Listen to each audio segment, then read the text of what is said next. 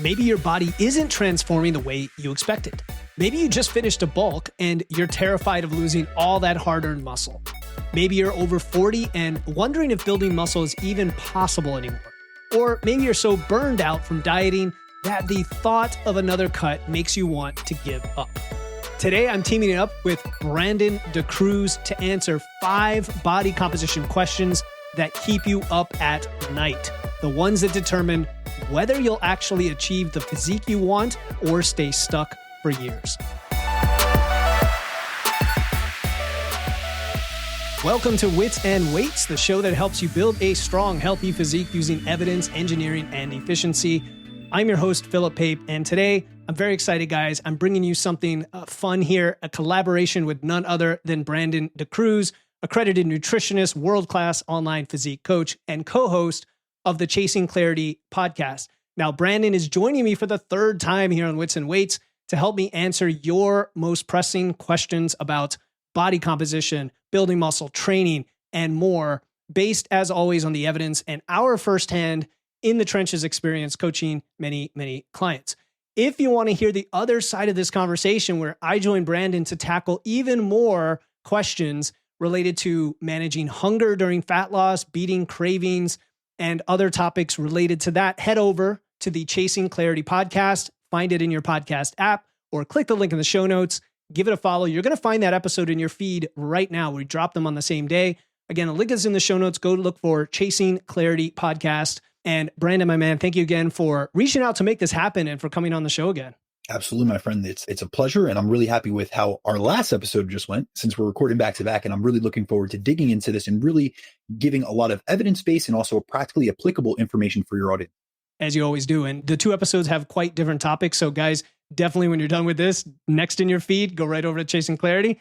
And we're going to get right into it with our first question today. This is a good one. What is the best post-bulk strategy to preserve muscle and lose fat for women over 40, especially during perimenopause? All right. So this is a situation I deal with quite often because I work with a lot of women over 40 that are going through hormonal transitions like perimenopause. Now, there are a few key strategies I use when transitioning a client from a building phase into a fat loss phase, especially if the goal is to preserve muscle, drop body fat, and do it in a way that supports their long-term health and sustainability. So the first thing I want to look at is the rate of loss, because that is something that we're going to have to determine right off the bat. And the first, how I really approach this is I use what I call a descending and dynamic rate of loss. So when I kick off a fat loss phase, I actually start with a slightly quicker rate of loss up front, and then gradually I slow it down as we move throughout the phase.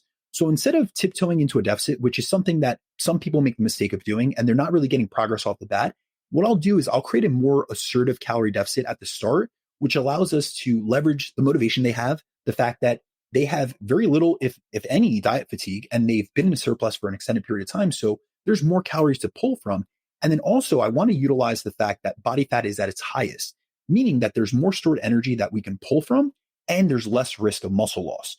And within that, what I found is when I take a quicker rate of loss in the beginning, lets us get some wins. And it's a psychological win for that person because those early body composition changes create momentum, and that momentum facilitates better adherence. So we're getting better outcomes in the long term. Then as we diet and fatigue, diet fatigue especially accumulates, I'll taper the deficit down to a more moderate approach. So usually what I'm doing, and I'm going to give you a broad-based perspective, but oftentimes it'll look like something like I might start at 1% body weight loss per week. And then I'm going to taper to 0.5. And then when I get, especially women, very lean, it's going to be like 0.25 per week towards the end of the phase. Now, the second key component is going to be resistance training. We cannot, overlook that. It's so important that if your goal is to preserve muscle, that you train in a way that sends a signal to maintain it. So I always tell clients that the training that built the muscle is the training that will maintain it. And this becomes even more critical for women over 40 who may be dealing with hormonal changes that make muscle retention more challenging. So we want to make sure we're sending the right signal to your body that muscle is needed. The next thing I'm going to do is I want someone to follow a high protein diet. And this is really going to help with enhancing your ability to maintain muscle. It's going to help with appetite regulation, and it improves insulin sensitivity, which is really important if we're looking specifically at women over 40 in that perimenopause transition, whether that be peri or even into the menopause transition. A lot of times the downregulation of hormones, especially the decline in estradiol, is going to contribute to impacting their body composition, their appetite regulation, and their metabolic health, especially from an insulin sensitivity perspective. This is a little bit different than most people would recommend. But one thing I found in practice to be very advantageous is I always suggest having your labs done prior to jumping into a deficit because we want to look at how things are looking internally. And personally, I work with a lot of women from the ages of say 35 to 55, and many of them are high achievers. And that's great. I love that mentality. I love that type A personality. But what does that come with? For every gimme, there's a gotcha. So many of these women are burning the candle at both ends between their profession and then their personal lives. And they're often putting their health last. So what I like to do is have clients run blood work to assess sex hormones, thyroid function, and stress markers to make sure that things are in the right place. And I really want to make sure that estrogen and progesterone aren't bottomed out yet at this phase in life, that their thyroid function is sufficient to support fat loss. And I also want to make sure that cortisol isn't chronically elevated from whether that be stress, under recovery, or lifestyle factors. Because if you start a fat loss phase with dysregulated hormones and metabolic dysfunction, it's going to make the process harder. And a lot of women in this age group are already having trouble with that. So if you have put in the time, effort, and energy to do a bulk, to do a muscle gain phase, which I commend you for, because I love seeing women become the strongest version of themselves. You really want to put yourself in the position to succeed, making sure that everything is in check before you go into a fat loss phase, and then take an approach that's going to be fit to your physiology and also to your psychology. Yeah, I love everything you said, especially how we're coming from a strategy here from someone who should be congratulated for doing something that very few people, let alone women, but men and women, will, I'll say, have the courage to even attempt and to go after really going into an improvement phase, adding weight, knowing that some fat might come along for the ride to optimize their ability to build muscle, which is one of the most critical things at this time of life because of what you talked about, the hormones. I also like the phrases you have for everything, descending and dynamic. I'm going to steal some of this because I do love the idea of going all out, pretty aggressive at first. We also have to understand as part of that, I wanted to piggyback off of that, the idea of lean mass versus muscle versus body fat, because there's fears that go both directions. The fear going up, of course, is I'm going to get too fat. I'm going to gain too much fat. The fear going down is I'm going to lose all my muscle. I'm going to get deflated. And it's helpful if you're tracking and measuring, circumference, and I don't want to say body fat directly, but you can infer body fat from trends reasonably accurately so that you understand, okay, there's sometimes that whoosh effect early on in a fat loss phase, which doesn't mean you've lost all your muscle, within 2 weeks. And I think that helps from the fear in this question, which is how do I preserve muscle? Obviously, you hit on training being the biggest signal, protein being extremely important, but even understanding that you are not losing muscle, even if the data shows a big drop in weight or quote unquote lean mass, because a lot of that's going to be fluid, so that you don't react, you don't overreact and say, okay, I need to get back out of this, and stop trying this. The diet itself too, I always like to think of how are you eating during your bulk? Were you maintaining the foundation of whole foods, or were you adding a lot of processed foods? Again, no judgment. Some people do that if they need to get the calories, but it can be more difficult when your diet has biased or skewed away from that when you go back into fat loss phase. And it takes a different mentality to reset to that point versus somebody just maybe starting fat loss for the first time, not having gone through the muscle building phase. So I think we hit on the big things with, again, training, protein, the rate of loss, the lean mass, and then the diet itself. Anything else you want to add? No, I think we really recapped that well, my friend. Cool. All right, let's go to the next one. Good luck on that fat loss phase. We're here for you. So the next one is about, this is a good one. This is good for Brandon because Brandon is the energy flux guy. All right. And I guess I'm answering it first, but you're going to have a lot to add to this. The question is there a point where increasing daily steps no longer boosts energy expenditure meaningfully? I get this a lot. You probably do. You probably get it a lot, right? Because it's interesting. You'll have somebody say, look, I get 20,000 steps a day. Should I go to 30? I'll get interesting questions like that. And I was wondering where I should attack this. One prong is talking about the constrained energy model, because I love the subtleties behind that. I know you've talked about it on your show a lot, and it's highly misunderstood. So we'll see if I don't misrepresent it. But for most people, an increase in movement is going to be somewhat correlated with an increase in expenditure up to a point. And then there's some sort of diminishing returns, and it's all tied into how the body compensates. But it's also very individual, right? It depends on what kind of responder you are to NEAT, whether when you increase your step count, you are compensating elsewhere, and so on. So I think, number one, I always think of, are you measuring and tracking the result of these changes pretty precisely? For me, for my clients, that is, we're tracking food, we're tracking weight, so we have a good estimation of your expenditure. Let's change one variable. You talked about this earlier. I think it was on your show or this one. I don't know. Yes, sir. Changing one variable at a time, right? Like an engineer, like a scientist. Go ahead and add that 5,000 steps a day and see what it does to your biofeedback, to your expenditure, to everything else.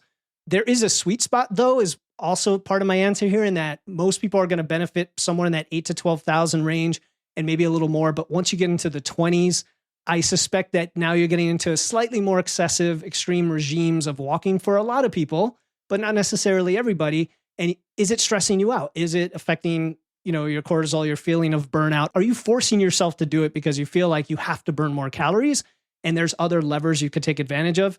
So I'm going to start there, Brandon, because energy flux is part of this, and I want to hear your take on it.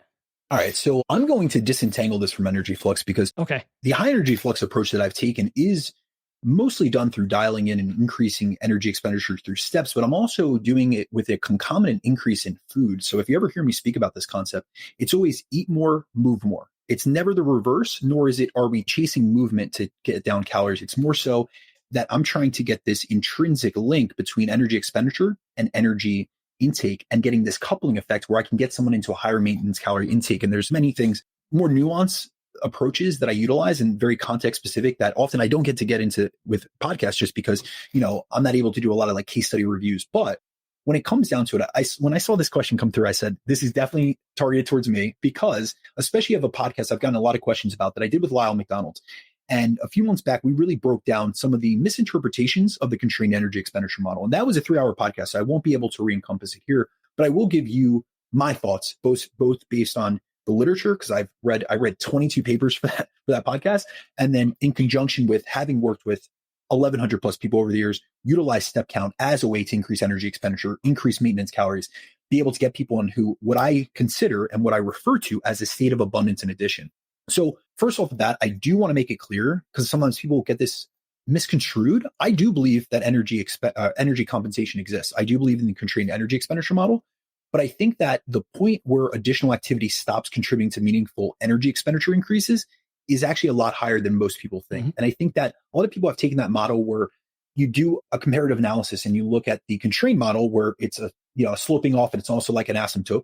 And then you look at the additive model where it just linearly goes up. And many people say, oh, well, the constrained model means that, if I do extra cardio, I'm never going to burn, the calories that I thought I could. Well, there's many inaccuracies within that because of the fact that a lot of these activity trackers are very off in terms of their accuracy in estimating energy expenditure. So there was a meta-analysis on this that found that risk-worn and commercially available activity trackers are between 28 to 93% off, I believe. Now, when it comes to step counts, now this is very interesting because we have limited data from people that have consistently hit high step counts. So the one study that I can think of that actually looked at this was a study I often speak about, which is the Amish study. And this is essentially where researchers tracked physical activity in a traditional Amish community. And so what they found was that the Amish men in this culture consistently averaged 18.4 steps per day. And then the women averaged over 14,000 steps per day. But then when we look at their body composition, the men were walking around with 9.4% body fat with no dietary intervention. They ate, plentiful food. I think their calories were around 3,600 calories. And the women had 25% body fat. However, the average woman in that culture, specifically in that Amish community that they looked at, had 6 to 7 children. So the data is confounded by the fact that a lot of times when they're doing these measurements, some of these women are pregnant. So obviously they have higher adiposity levels, which is essential for carrying a baby to term. Now, even with very high step counts, between 14 and 18,000, we still see clear metabolic and body composition benefits. So it is safe to say that they are burning more calories. But to really answer this question, I think we need to discuss a concept that's often overlooked, which is referred to as maximum metabolic scope or maximum sustainable metabolic scope.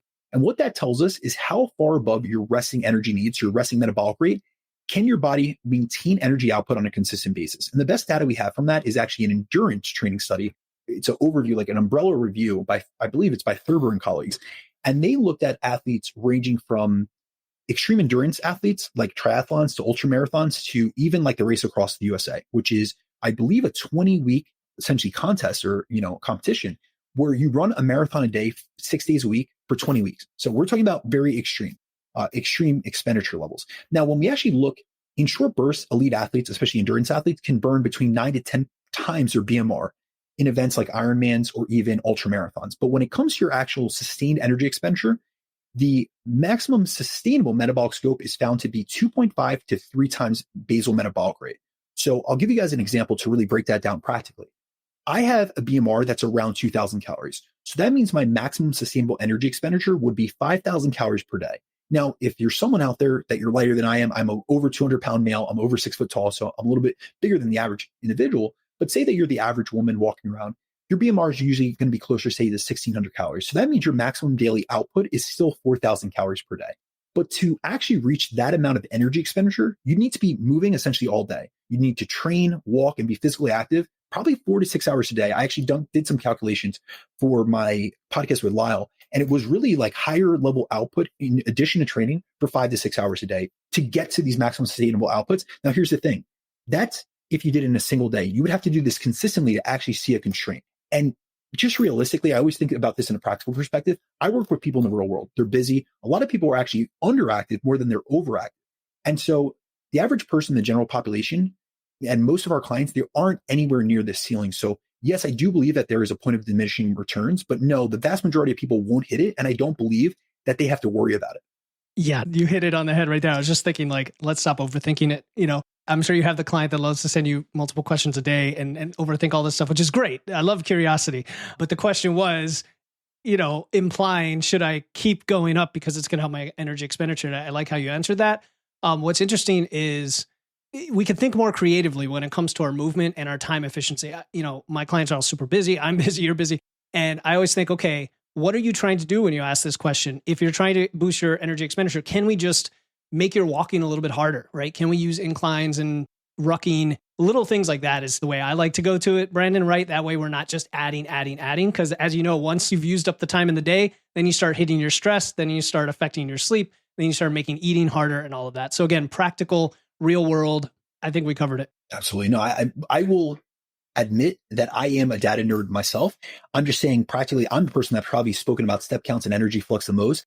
And I have very infrequently seen someone that I truly believe has hit a cap. And when it has, it's been confounded. So I'll give you an example. There's research by Willis, I believe, that looks at the influence of energy balance status on energy expenditure from activity. And it's within this constrained energy expenditure model. And they find it was a best fit model, essentially. So this is statistical modeling. But what they did was they looked at interventions where people are in a large deficit versus maintenance versus a surplus and wanted to see what the best fit, what they mean by that, what model best fits this? Is it the constrained model or the additive model?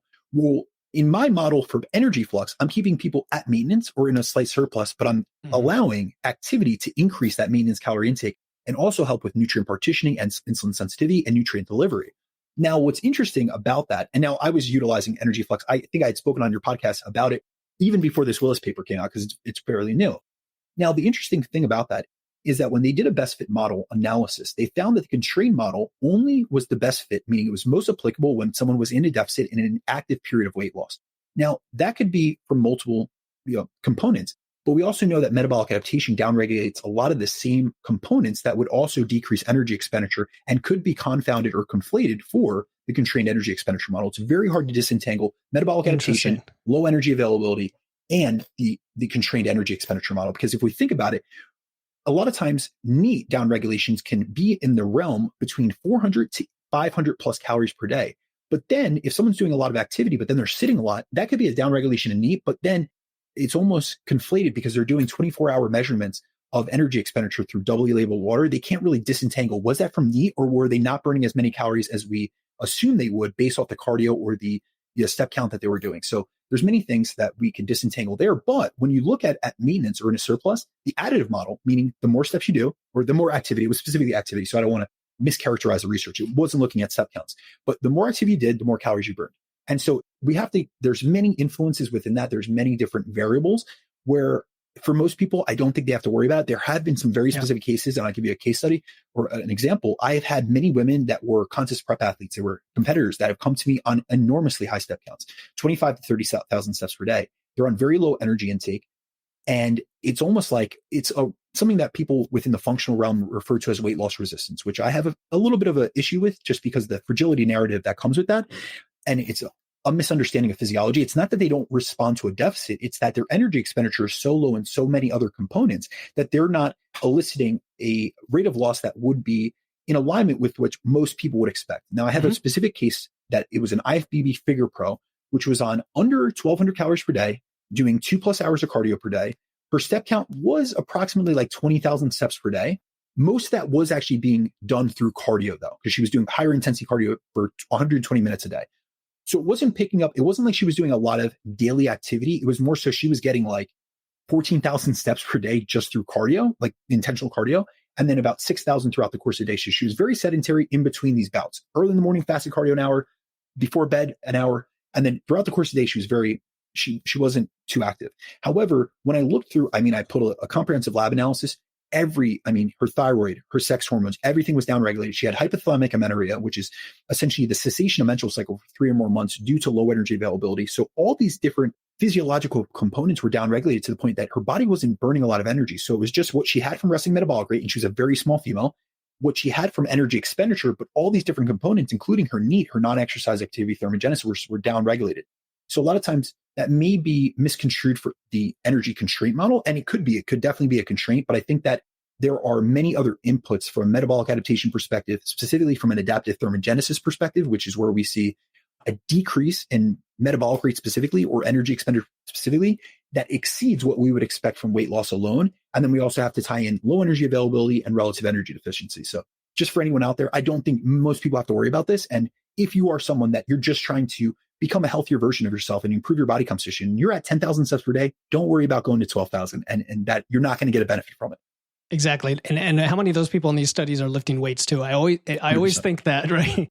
The last thing I want to add to this, we'll go to the next question, is I just recently did an episode about the walking snacks research from like 2022 that compared squatting, You're walking. talking about exercise snacks? Yeah, but specifically they looked at squatting versus walking versus sitting for 7.5 hours, and the vast difference in, muscle protein synthesis and vascular blood flow and insulin sensitivity between those groups, walking being the superior group of them all. So even when you talk about confounding variables and what happens during fat loss, how you start to compensate across the board, it's important to tie those together and not overthink it. That's the goal, not overthink it.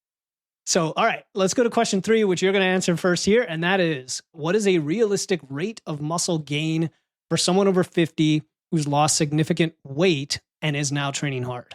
All right. So I think the first thing that we need to consider and understand is that the rate of muscle gain isn't linear, and it depends heavily on your training age. So both based on like the research and then also my experience coaching clients of all different ages and training levels, I found that the best way to go about this in terms of how to conceptualize this is to scale your rate of gain based on your level of advancement. So if you are, now this question didn't really disentangle, it could be assumed that they were training previously or they just started training. So if you are a novice, I would aim for a monthly rate of gain of around 2% of your body weight per week.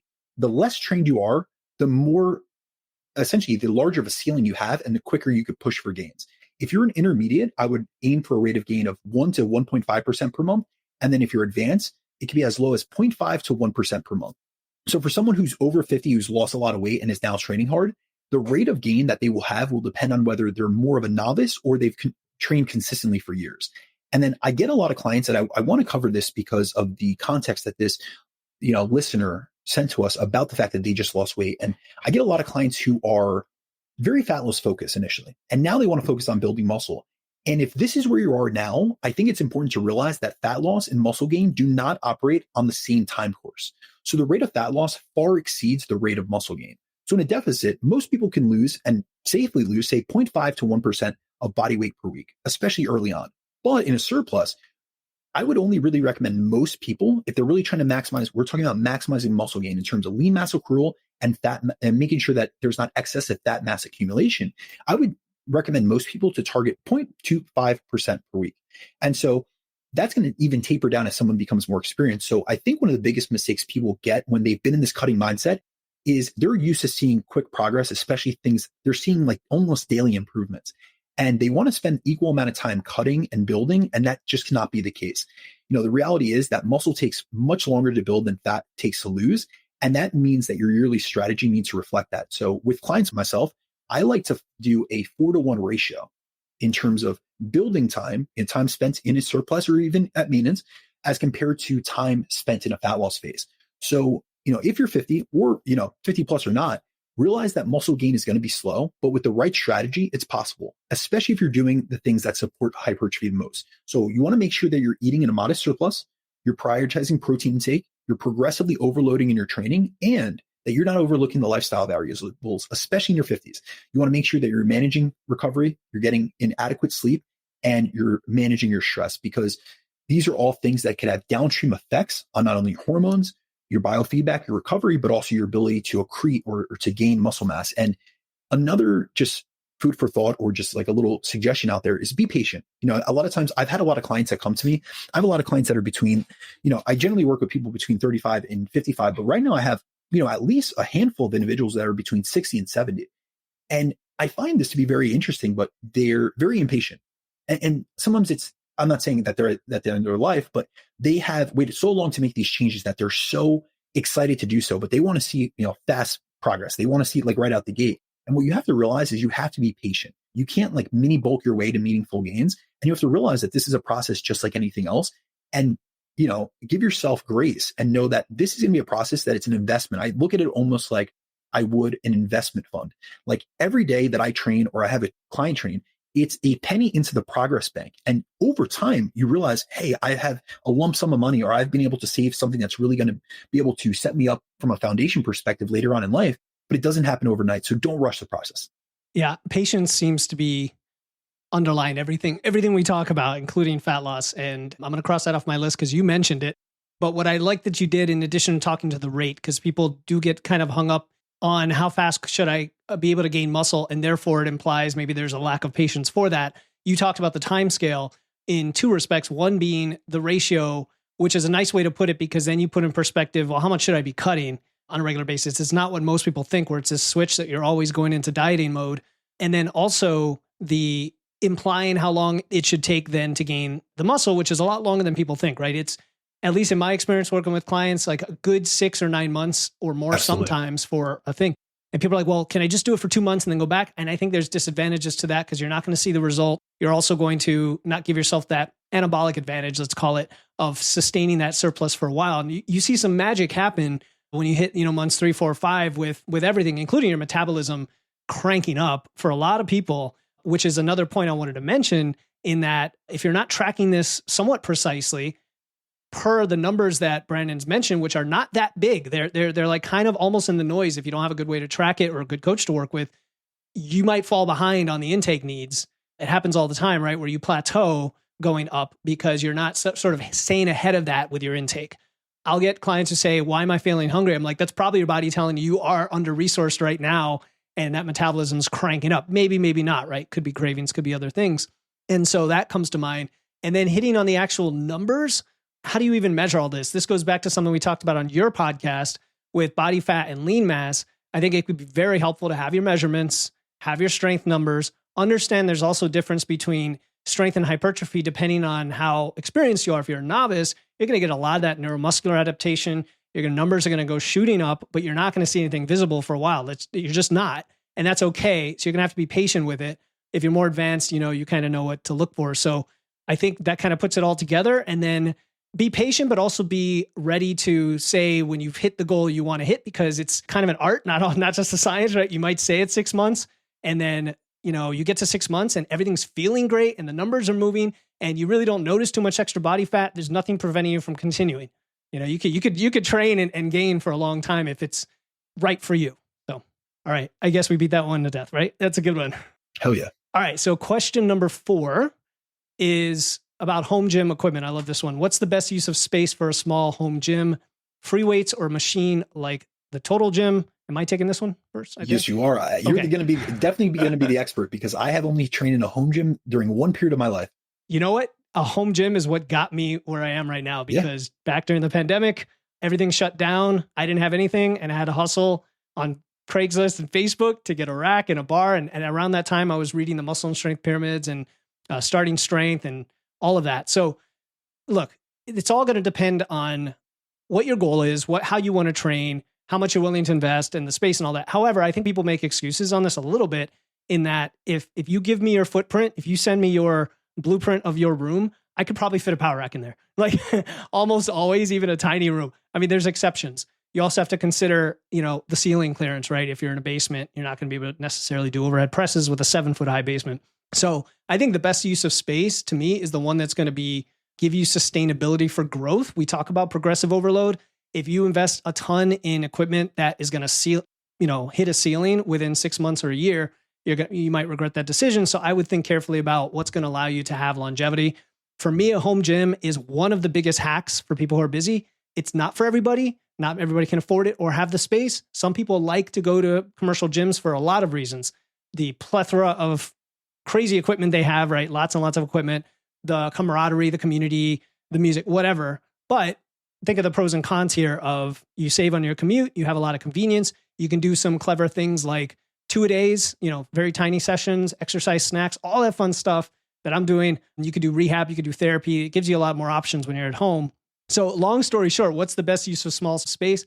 I would see if you could fit a rack or free weights as the foundation. That is my opinion. But I have clients who have a tonal. I have clients who have Bowflex, and it can work, but it tends to like top out at some point, and it's kind of weird to be able to do all the potential training you want to do. So I'm going to start there, Brandon, and curious on your thoughts. Perfect. Yeah, I definitely agree with the power rack and then some additional equipment pieces. But I think that it's very important to really get down to the brass tacks and really realize that this is going to depend on your goals, your experience level, your budget, and then how much you prioritize space efficiency versus exercise variety. And I say the latter because I work with a lot of intermediate to advanced trainees that are trying to get to that next level. And so a lot of times we are trying to bias certain regions of a muscle group. And I'm not saying they're beyond compound basic lifts, but we need a little bit more variety. We need a little bit more equipment accessibility. So, you hit on things that I would say for the general person, 100%. And I'll take this more maybe from the clientele that I work with and maybe some of the home gyms that I've built out. What I found to work best for clients that train at home, especially when I'm walking them through the process of, hey, we're going to build out a gym. This is a lot of people that come to work with me. They're high achievers, they're high performers. And whether they're a high performer in the gym or not, they want to become one. They want to become that person that has a next level physique. So oftentimes they're more committed and, bought into the process than your average gym goer, to be honest with you. And so often what I do is I recommend a hybrid approach. And what I mean by that is I want to combine free weights and then a multi-hybrid rack or like cable sticks. And the one I like most and I recommend clients to get a lot is one of the Prime Prodigy racks. They have a full series of them. And so like one of the constructions, and I actually looked into some of my client programs to see like some of the setups that I've given them. One of the ones that has worked really well, that is really good for a small space. Like I have some people with a 1-car garage or one room of their basement, is to combine adjustable dumbbells, which you can fit into tight spaces, which is also going to replace multiple pairs. And then a Prime Prodigy rack, which if you guys aren't familiar with that, it has a squat rack in it. It has a dual high and low cable pulley system in a single unit, and also has a pull-up bar.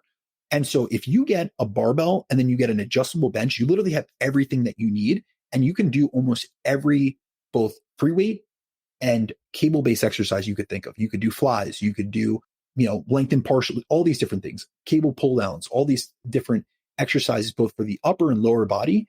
And it's not small by any means, but it has a good footprint for as much of it's delivering. So you can have a squat rack, you can do your compound basic, multi-joint movements, but then you can also do other movements that you wouldn't be able to do if you only had free weights, and you also wouldn't have the same resistance profile. So one thing that I really like to do this for is a lot of like cable lateral work, and I'll do it in, really be able to get into a lengthened position, because if you are only using something like a dumbbell, you're only going to have short overload at the top of the movement. So these are just little more advanced and maybe a little bit more intricate strategies. But I think either way that you would go, if you are someone that's willing to invest into your health, your fitness, your body composition, and build a gym in your home, I commend you. So any way that you could start, all for it. But if you're trying to get into a little bit more of the nuances of things, I think that would be the direction that I would suggest or head you in. This is why I think you're such a great communicator, right? Because you laid out the actual product, the products and the specific things. It's funny you mentioned the Prime Prodigy, because there's a really cheap rack on Amazon by Fitness Reality. It's been around for maybe 8 years. I've told tons of people about it just because it's so inexpensive for the budget. It's like $400, and it has an optional lat pull down, full up and down cable attachment. Oh, wow. And the bar built in. But there was a funny Amazon or a funny YouTube video about it, because it was my first rack that I ever had. And it said, watch how this cheap rack handles 700 pounds. And I thought it was going to implode. They basically loaded racks up high with a bar weighted with 700 pounds. And the guy just dumped it onto the spotter arms. And in slow motion, you're like, oh no, this thing's going to collapse. And it just bounced gently up. And they're like, this is a good rack, and I'm like, okay, Wow. I feel good recommending that to people. Hell yeah. It's Good steel, find, Philip. yeah, it's steel, right? It's 2x2, it's not 3x3, but it's steel. So I love that idea. And the adjustable dumbbells too. I know there's the power blocks, and Bowflex might still make theirs. Occasionally Walmart might even have something that comes through. It doesn't matter. I mean, so what I wanted to add to that was microplates, right? Having Yes. microplates for both the barbell and the dumbbells is helpful, because people say, how do I go up by 5 pounds on my dumbbell from 15 to 20? I can't do it. Microplates are really helpful. And then when you are trying to be efficient with space, you alluded to multi-use. A leg developer at the end of a adjustable bench, there you can find that is really helpful for like leg curls and extensions. It's all plate loaded. Like all my stuff is plate loaded, just because that is how they sell it. And then like a pec deck reverse fly. So anything that could do two or three things is a great idea. So awesome. I love it. Good stuff, man. Perfect. Want to go to the next one? Absolutely. Okay. Hey, just wanted to give a shout out to Philip. I personally worked with Philip for about 8 months, and I lost a total of 33 pounds of scale weight and about 5 inches off my waist. A few things I really enjoy about working with Philip is, number one, he's really taken the time to develop a deep expertise in nutrition and also resistance training. So he has that depth if you want to go deep on the whys with Philip. But if you want to just kind of get some instruction and more practical advice and a plan on what you need to do, you can pull back and communicate at that level also. He is a lifter himself, so he's very familiar with the performance and body composition goals that most lifters have. And also Philip is trained in engineering, so he has some very efficient systems set up to make the coaching experience very easy and very efficient. And you can really track your results, and you will have real data when you're done working with Philip, and also have access to some tools likely that you can continue to use. If all that sounds interesting to you, Philip, like all good coaches, has a ton of free information out there, and really encourage you to see if he may be able to help you out. So thanks again, Philip. Actually, this is the last question. So diet fatigue, you get to answer this one first. What nutritional training or lifestyle changes do you make when someone's dealing with diet fatigue? All right. So I have taken a lot of clients through fat loss phases. So I've experienced and encountered a lot of diet fatigue. And really, if you are someone that is unfamiliar with the concept, it's just the fatigue, both mental and physical, that can accumulate across the course of a fat loss phase. And really, when I encounter this, or I see a client that is dealing with this, and it's starting to come across in their check-ins and their biofeedback, even in their photos sometimes, I'm a big fan of pulling back to be able to push forward. And that's actually an expression that I use with my clients. I have a push and pull method. So there are times that I'm pushing them towards fat loss, where we're driving greater body composition change. And then there's times that I'm pulling back and dissipating fatigue. And I say this very specifically because the clients that I work with are high performers, and they're also those type of individuals that they would bury themselves if I wasn't there. And so it's not always about pushing harder. I like to take what I call a systems-based approach that supports both someone's physiology and their psychology. And that's going to utilize all three of these interventions. So this was a great question that they're looking at: nutrition, training, and lifestyle. So on the nutrition side, I will usually start with refeeds and high days. But if a client is deep into a dieting phase and their biofeedback is showing signs such as heightened hunger, low mood, elevated stress, even some water retention, like you're getting some edema from just very high stress levels and potentially from cortisol, I'll often implement what I refer to as a deficit deload. And that's essentially a 4 to 7 day diet break where I raise calories back to maintenance or even slightly above. And I would rather overshoot it than undershoot it. I'm really trying to use this as a restorative break to lower their perceived exertion, both physically and mentally, their perception of restriction. So I'm trying to get them more into a mindset of flexible eating, flexible eating control or flexible eating attitudes rather than rigid restriction. I'm trying to reduce stress, and I want to reset them before the next fat loss phase block. And so during a deficit deload, like I said, I'm going to bring calories back to maintenance or above.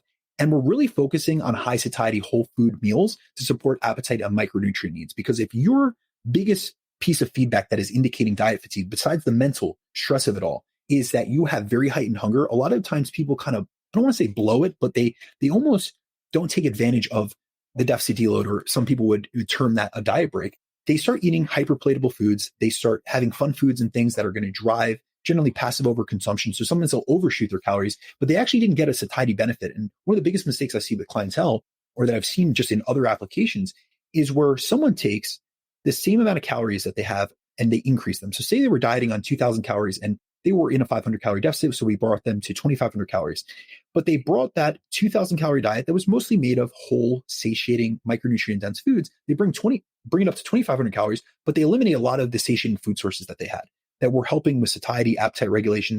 They swap it with fun food, which is great from a pleasure perspective, but now you're not actually getting the appetite regulating, effects. You're not getting the micronutrients that are going to help with, hormonal status and mood and neurotransmitter secretion. And so that is something that I really try to be very consistent and very deliberate with the food sources I use. And I found that by inserting a deficit deload before clients hit a wall, they're able to come back, refresh, refocus, and ready to make better body composition progress going forward without burning out. Then from a training perspective, I'll usually pull, auto regulation strategies, because a lot of times people who love lifting, they forget that in a deficit, lifting and training is another stress. It's another stimulus, but it's not another stress. So if I see biofeedback is starting to suffer, this could be things like poor sleep, nagging soreness, or like joint aches and pains, what I would refer to as the niggles. I'll auto-regulate intensity by raising RRR. So I'm going to take them, say if they're training 0 reps in reserve, we might go between 2 and 4. I'm going to reduce their total training volume, and I'm going to program a deload week. Now, the goal of the deload is not to push performance. It's to dissipate the accumulated fatigue, both physically and mentally. Another component of deloading that I really like to do is to make their sessions more time efficient, because I want to give that client more time back in their day. And then I specifically direct them. It's going to depend on the client and how well I know them or what things work best for them. But I encourage them to use recovery promoting strategies. So that could be extra sleep. That could be a nap. For some, that's yoga. A lot of times it's meditation, or with a lot of people, it's just like take time off your feet, watch a movie, just relax. Like you don't always have to feel like you have to be hyper productive. And really what I'm trying to do is shift them from that sympathetic state into a parasympathetic state.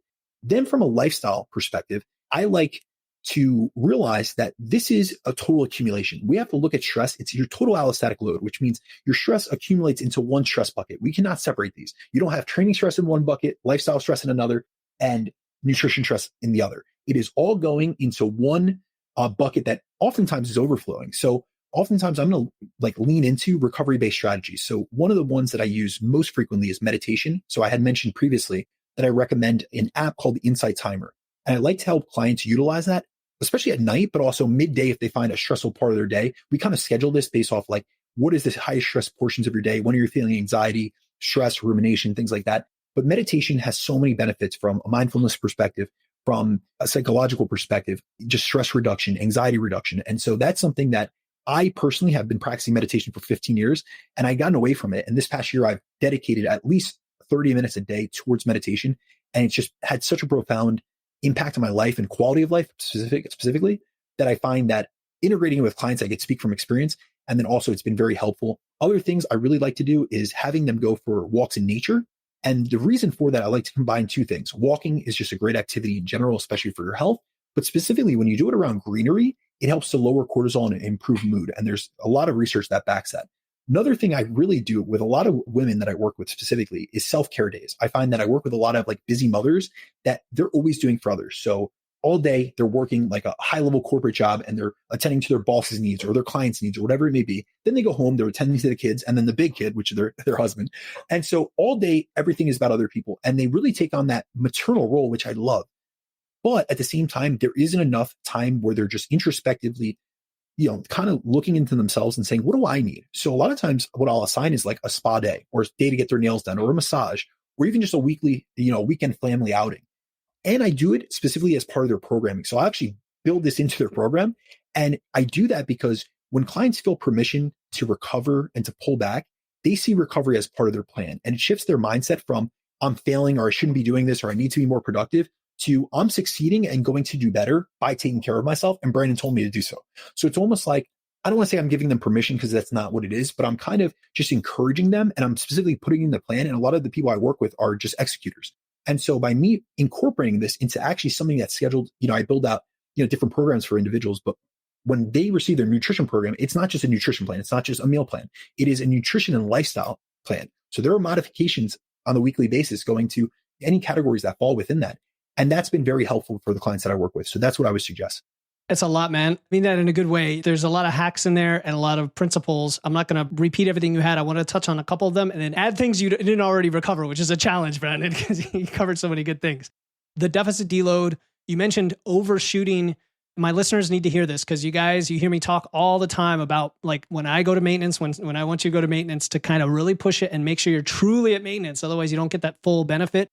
And I think that's really fun. And then you tied to what we talked about in the bulking question about not biasing your food toward the fun food, because then it kind of throws the other phases off. I think that's just if you think of your whole periodization strategy, gaining, losing, sustaining as having these principles, you're going to be good, right? Because that's thinking over the long game, the macro, rather than just, this is an extreme thing I'm doing right now.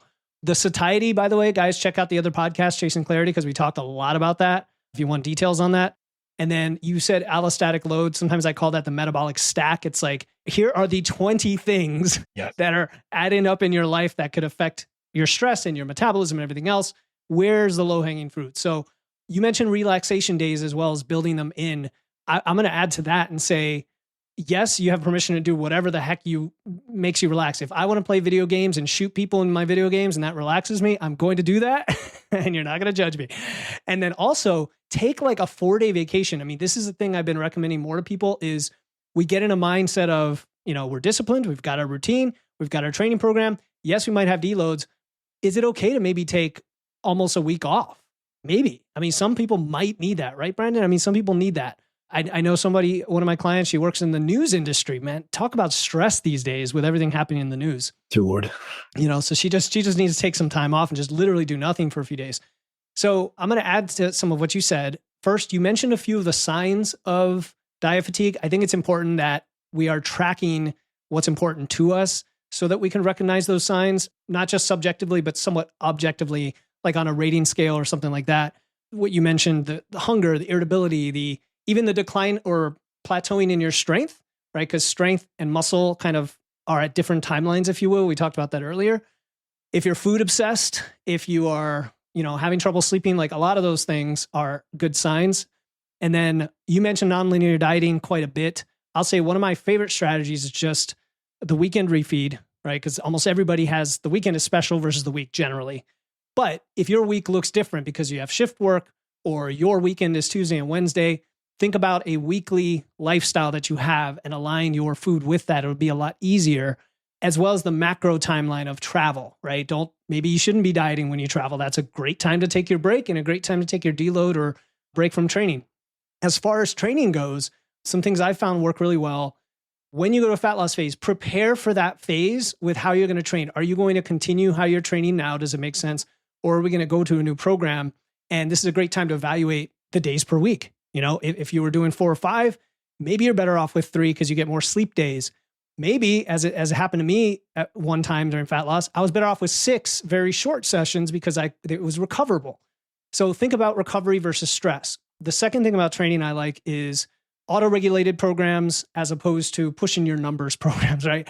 I got a lot of guys in our community who love to push their lifts. They like PRs. You're not going to be chasing those during fat loss, most likely. And so what's the alternative? Well, rep range style programs, hypertrophy and bodybuilding style, conjugate. Like there's a lot of options that allow you to, on the given day, train, at or near failure, whatever makes sense, without necessarily pushing your numbers. And then fatigue can really build up during fat loss if you're not careful. So tracking those sore spots, those hot spots, maybe joint, connective tissue, low back fatigue, those kinds of things, measuring your soreness and energy as you go along and kind of seeing, like, is that tied to your overall allostatic load? And your recovery stack can be very helpful. So I think that's all I wanted to say. Awesome. I do want to hit on something. You did mention the potential performance decrements that could be experienced in a fat loss phase. I do think that it's important that you go in with a mindset of progression. What I mean by that is you should be going to try to lift more, whether that be from a rep or load perspective, especially in that initial phase or that initial, say first few weeks of a fat loss phase. A lot of people, they go in one of two directions. The one direction is it's almost a scarcity and fragility type of perspective where all of a sudden I've been in a deficit. I've had clients that have emailed me 2 days into a 300 calorie deficit, which is a very modest deficit. And they might have been in a 10% calorie deficit. And they've already told me, I think, performance has dropped. And it's just been a psychological thing. Our psychology has a massive impact on our physiology. And it's very important to realize that. But at the same time, I have the opposite end of the spectrum, very advanced trainees, that they want to continue making gains as they had been in a building phase. And I've pushed their calories up quite high. Their training volume is in a good place in terms of their recovery ability. their volume capacity, their work capacity. And then all of a sudden they start seeing a loss of a rep here or there, or they can't lift the same loads. And it's very important to realize that that is a natural and normal part of fat loss. We have to think about it from even just a biomechanics or a leveraging perspective. Mm-hmm. So say, for instance, the biggest example that I see, and I just had this conversation with a client named Mark just a few days ago. He is a very advanced trainee. He's been a natural pro bodybuilder, and he no longer competes, but he's still, I mean, his physique is at such a greater level now than it was even when he competed. So he is an outlier, to say the least. But this past offseason, we did an 8-month building phase leading into the current fat loss phase we're in. He hit his all-time greatest strength numbers, greatest performance. I mean, from a load and a rep volume perspective, he was off the charts. And I've been training him for 2.5 years, so I'm able to compare really things over time. And we were able to get to a body weight high that was the same as we did the last building phase, which was over a year ago, but his performance blew it out of the water. So it was just very good nutritional periodization plus training, programming, matching everything together. But this just recently reached out to me that his performance is dropping. Now we're 10 weeks into a fat loss phase. This dude is around 7% body fat. And so he's very, very lean. And what I had to explain to him is, Mark, you're not only down 16 pounds as compared to where you were in the building phase, but you have lost some of your leverage. So specifically what he was noticing is on his barbell incline press, he was unable to lift the same loads, or he was missing like a rep or two, which still, when I broke it down from a body weight perspective in terms of body weight towards body, the actual lifting, the actual weight he was lifting, he was stronger pound for pound. However, I'd explained to him the fact that when you lose fat, you don't indiscriminately lose fat. You lose fat from your entire body. So in terms of a pressing movement, especially, you have to realize you've lost fat off your back and then also off your chest. So technically, if you were doing the same amount of weight, you would actually be lifting more because of the fact that now it's a longer range of motion that you have to go through to get the same. If you were going quote unquote full range of motion in terms of your technique and execution, your range of motion has now been extended. So say you lost an inch off your back, an inch off your chest, just from a body fat perspective, you now have 2 more inches to cover with that same load. So it's not reasonable to think that you won't be able to maintain that. So you have to realize that there's many inputs that are causing potential decrements in your actual training performance. The one is that you're losing body fat. So you're a smaller individual. Mm-hmm. You might have less, your mechanics might change. It might be harder to brace certain lifts. Most times people will notice that things like their presses, some of their pulls, they'll be most impacted. Then secondarily, you have to realize that the acute energy deficit that you're in is impacting the substrates that you have available to fuel actual training performance. Now that could inhibit some motor unit recruitment or even just a recovery capacity. So now you have, depleted glycogen stores. You have less actual fullness in your muscles. So that's also going to interrupt your ability to contract muscle or even go through the range of motion in the same capacity, have the same force or, muscle output that you would have if you were in, a full-on surplus or building phase. So there's many things I think that we have to be a little bit more aware of these things and realize, all right, I want to go in with the mindset I'm going to keep progressing, especially in that beginning. But if I start to see things falling by the wayside, I'm not saying falling in terms of like a rep or two here or there, and you're deep into a fat loss, realize that's par for the course. We can make adjustments to try to alleviate that, whether it be a volume reduction or intensity reduction, or really focusing on a different rep range. I often find that it's advantageous to shift rep ranges during a fat loss phase with some of my clientele. I actually will shift them down in rep ranges rather than most people will shift things up. I actually want them to maintain that top end strength as much as possible. Yep. So I'm trying to have them feel those same loads from a neuromuscular perspective. So say, for instance, they were lifting a specific weight for 6 to 8 reps. I might downshift that to 5 to 7 reps during a fat loss phase or 4 to 6 reps. I'm still going to stay within that hypertrophy zone, but I want them to feel those lifts so it's still familiar. They still have confidence. They just may be doing, say it was 300 pounds on bench. They may be doing that for 3 sets of 4 to 5 rather than 3 sets of 6 to 7. And so these are just different adjustments we can make, but there's also a mindset and a mental perspective you need to bring into your fat loss phases from a training perspective. That's very important. I agree. Act as if you're building strength and muscle. Mm-hmm. Don't let it hold you back. Don't assume failure. The relative strength also often increases. And so that's kind of a fun metric. I think it's like a Wilks score, they call it. The Wilks score. Yeah, right. And you mentioned lower rep range. I really do love that because that's another misconception, right? Is that you need more volume or more reps or you're trying to burn fat. I do love top set, back off set for people in fat loss and only doing 2 sets for some people because it's a good way to save time sometimes and keep that top end intensity on that first set, then get the volume in on the second. That's just a little aside of something I'm in love with these days. I think we covered it all, didn't we? I think so, my friend. Yeah. All right. So some of the, these were some fantastic questions and they're only some of the ones we're answering for you guys. So I want you to go catch the rest of them that we covered appetite, hunger, a whole bunch of topics on chasing clarity. And yeah, we covered 4 questions on there. So go follow Chasing Clarity in your podcast app. Check out Brandon and I over there. It's in your feed right now. Use the link in the show notes. We can see you over there. Brandon, thanks, brother, for doing this, for setting it up. I really, really appreciate it.